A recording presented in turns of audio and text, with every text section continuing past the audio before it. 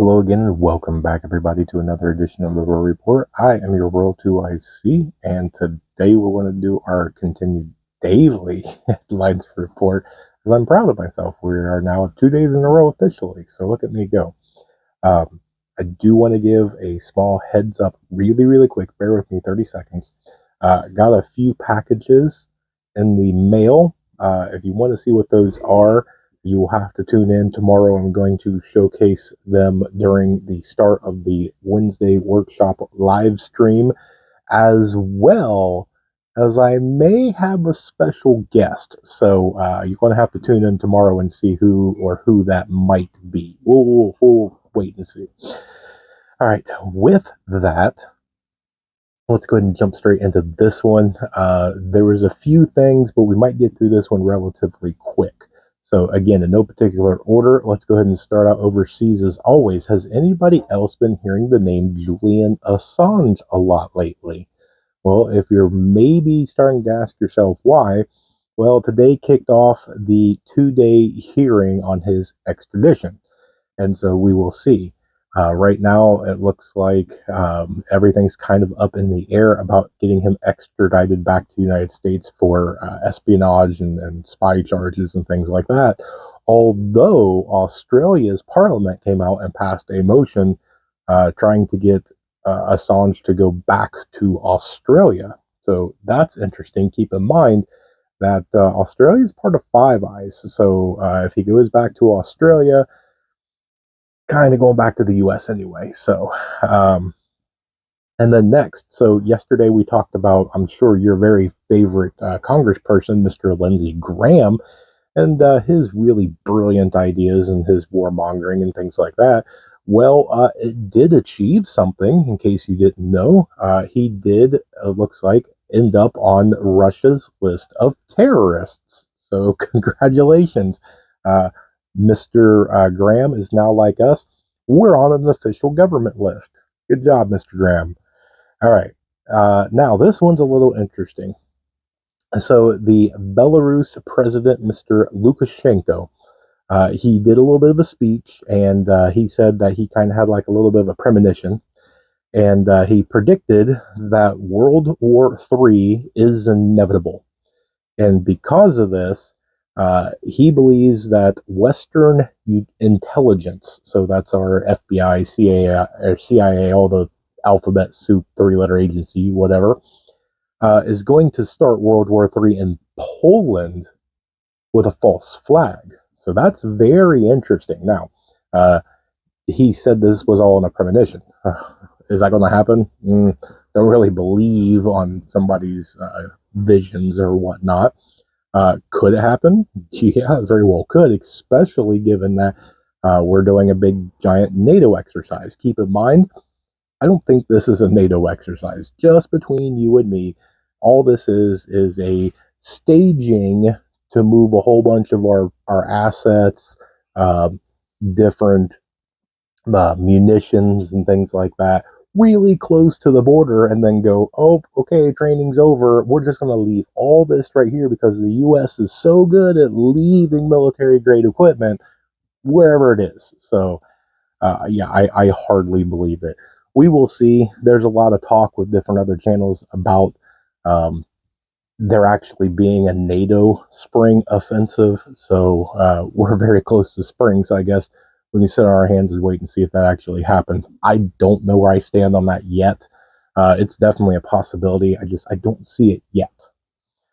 Moving on, so Russia and China have officially announced that they have fully stopped using the United States American dollar for all commercial transactions. So another step for BRICS and them, and another death blow to the dollar. So, but it comes as no surprise, really. Excuse me. So, U.S. Centcom did confirm that the Hothis have captured one of the most high-tech autonomous underwater vehicles.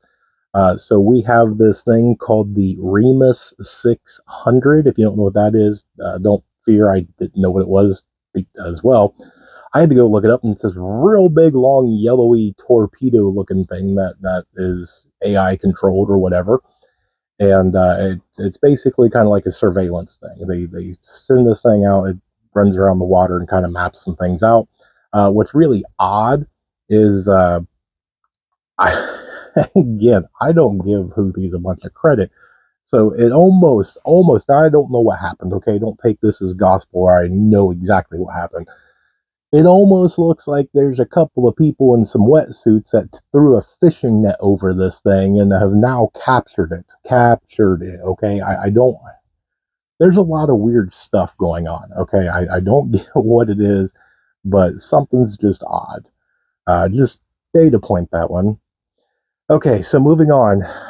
In the 15 votes that took place in the UN Security Council meeting, and this meeting was to vote on a immediate ceasefire in Gaza, 13 of the 15 voted yes. One of them abstained. That would take you to 14, leaving one vote left. That is the United States, who vetoed it. Okay, so if we're talking about a democracy, which is what everybody's screaming about, 13's bigger than 1 or 2. So this is why most people say that we're in a representative republic, because when it's representative, if one is different, that one still has a voice for those people. And so that's kind of the way that that should work. In this right here, if we're going to be a democracy, that means that it's mob rule. 51% or greater picks. Obviously bigger than 51. So I find it very interesting. Okay, just a little bit of a side note. Next, Venezuela President Mr. Maduro came out and gave a quote saying, "Neither threats nor sanctions frighten the people of Venezuela. We will join BRICS soon." So, I again, uh, Venezuela is not doing very well. Maybe BRICS will help them out. I don't know what, really for them. It's not a huge surprise for them to join BRICS. They don't have much more down to the bottom that they can go. Um, so I'm sure it probably didn't take very much persuading to get them to go, if not any persuading at all. They probably just jumped at it. But it's going to be interesting to see how all that turns about and turns to play, because I'm sure that they're not going to be the only, people down there.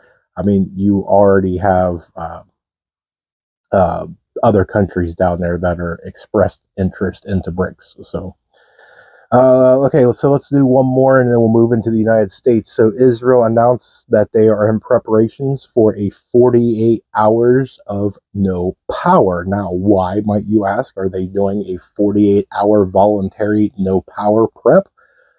Well, they did a war game and found out that if they do indeed have a conflict with Hezbollah in the north, that there would be basically different sporadic blackouts that they're going to go through. And so that kind of brings into one of our prepping things for the day. If we tie this in, if there is something that happens inside the United States, are you prepared for a rolling brownout, a blackout, a sustained blackout? How long could you go with no power? And we're talking about everything. It's a real big popular challenge on social media to flip your breaker and see if you can go the weekend with absolutely no power. Now, again, you're going to have to do that all on your own. Like for us, we do it in a different way. We leave the power on, but we just don't use anything that would take power.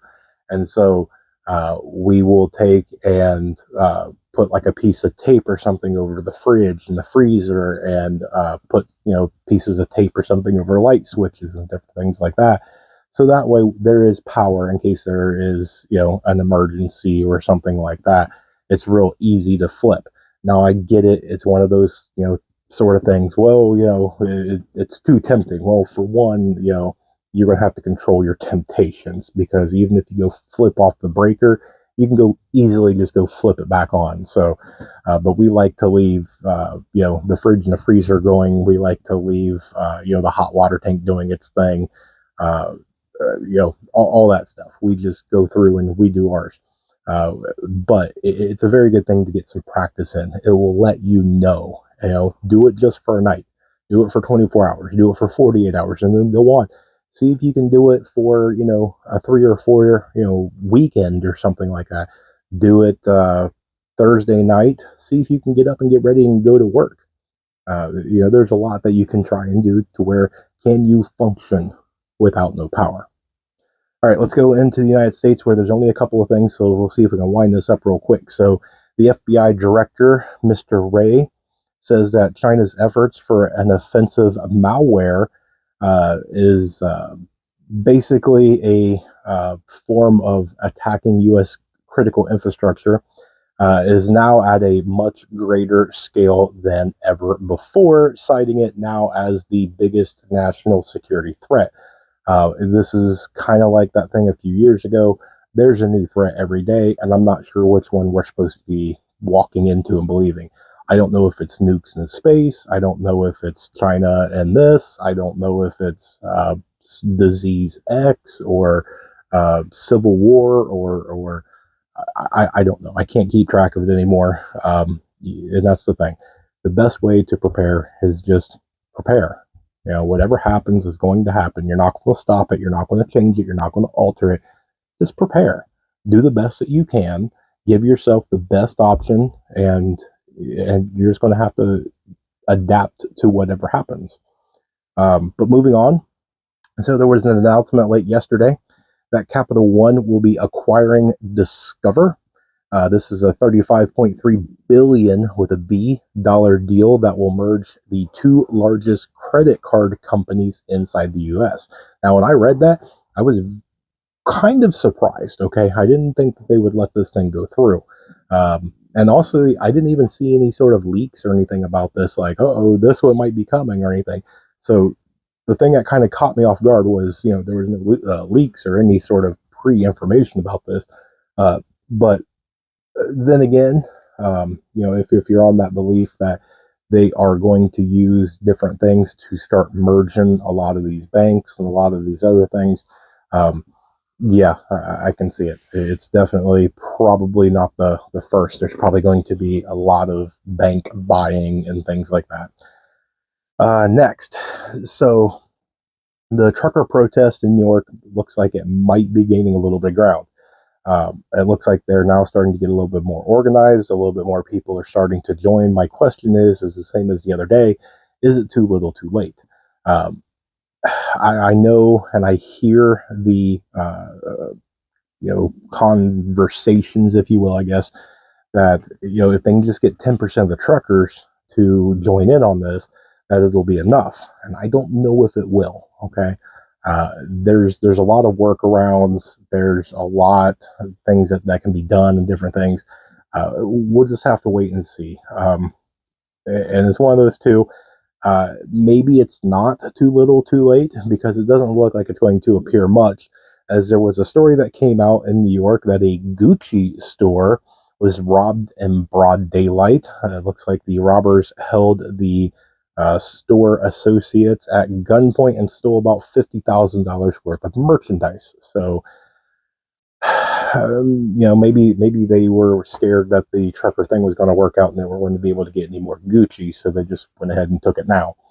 I don't know. It's New York. It's kind of like something happened in California or anything like that. So, but moving on. So the last thing that we're going to talk about is that the current resident of the White House was on his way to somewhere and stopped for a reporter question and let it go, kind of a slip sort of thing, I would suppose, and made the announcement that there is a new major sanctions package for Russia that will be announced on Friday.